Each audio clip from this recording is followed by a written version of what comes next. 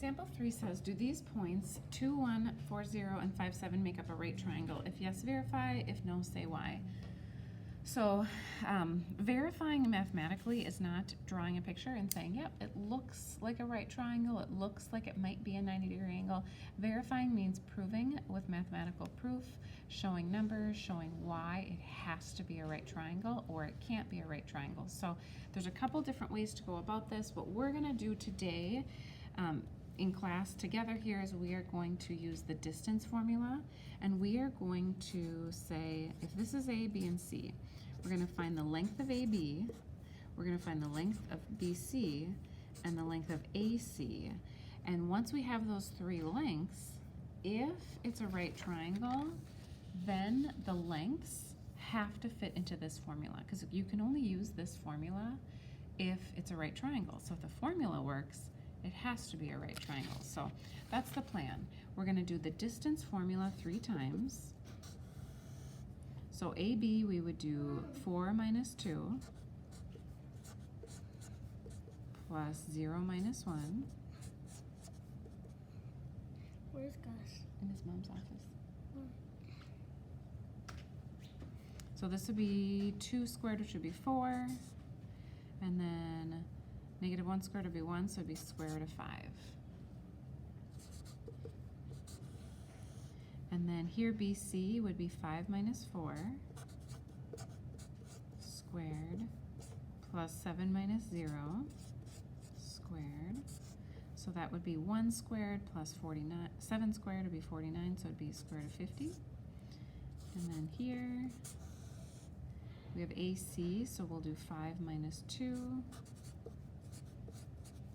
squared plus 7 minus 1 squared, so that would be 9 plus 36, so that would be square root of 45. So these are the 3 side lengths. Again, I said if the side lengths fit into the Pythagorean theorem, it has to be a right triangle. I don't know where he went. As soon as I'm done, I'll help you, okay? So what I do is I look at the 2 smaller numbers of the 3, and those have to be the legs because the legs have to be the smaller number, and then the square root of 50 has to be the hypotenuse because it's the longest. So I'm going to plug it into the Pythagorean theorem.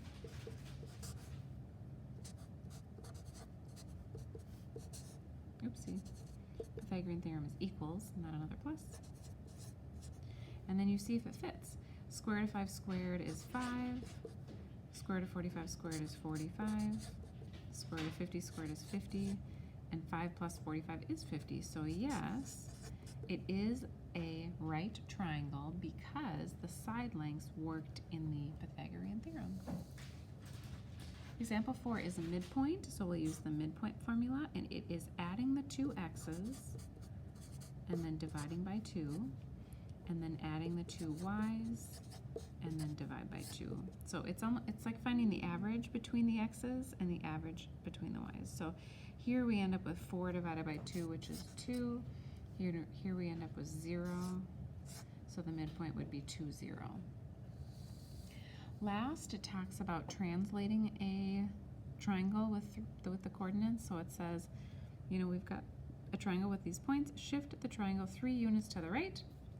So we have to go right 3 and up 2. Find the vertices of the shifted triangle. So right 3 is right on the x-axis. So we are going to take every x number and add 3. So negative 1 plus 3, 2 plus 3, 1 plus 3. And then we'll take every y and add 2. So the new coordinates would be negative 1 plus 3, so that would be 2. And then 2 plus 2 would be 4. So I'm just adding 3 to every first number, so that would be 5. And adding 2 to every second number, so that would be 5.